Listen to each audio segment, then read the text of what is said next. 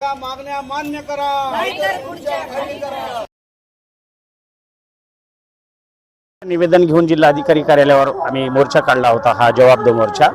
आणि यामध्ये प्रामुख्याने एक माहिती होती की काही दिवसापूर्वी जिल्हाधिकारी कार्यालयाच्या नियोजन भवनामध्ये ज्येष्ठ कलावंत आणि साहित्यिकांचा जे काही मानधनाचा जे काही डेमोन्स्ट्रेशन घेण्यात आलं, तर ती बोगस लोकांची समिती नेमून, अशासकीय समिती नेमून त्यांनी त्या कलावंतावर अन्याय केला होता। ती समिती बरखास्त करण्यासाठी आम्ही प्रमुख मागणी होती।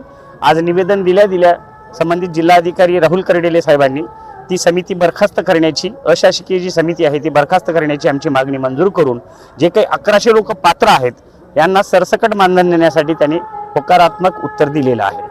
आणि विविध बेरोजगारांच्या मागण्या आहेत, शेतकऱ्यांच्या मागण्या आहेत, गायरानधारकांच्या मागण्या आहेत, समाज कल्याण विभागाअंतर्गत आलेल्या बऱ्याचशा मागण्या आहेत। अशा मागण्या घेऊन हा मोर्चा, विविध जाती धर्मातल्या लोकांचा हा मोर्चा मोठ्या संख्येने जिल्हाधिकारी कार्यालयावर आलेला आहे। समिती बरखास्त नाही झाली तर पुढची भूमिका काय असेल? आम्ही प्रेस नोटमध्ये सांगितले, भाषणामध्ये सांगितले की समिती बरखास्त करण्यासाठी त्यांनी होकार जर दिलेलाच आहे, येणाऱ्या 8 दिवसाचा आम्ही जिल्हाधिकाऱ्यांना अल्टिमेट दिलेला आहे।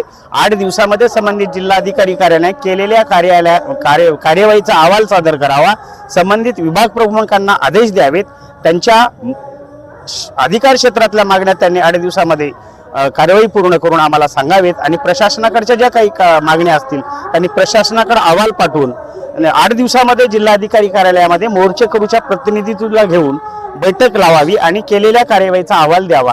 अन्यथा येणाऱ्या 1 महिन्याच्या आत आम्ही असा तीव्र आंदोलनाचा आम्ही इथे इशारा दिलेला आहे की धगधगती ज्योत पेटवून मशाल मोर्चा आम्ही ह्या जिल्हाधिकारी कार्यालयावर काढणार आहोत। ही मागणी कोणत्याही परिस्थितीमध्ये त्यांना मंजूर करावीच लागणार आहे।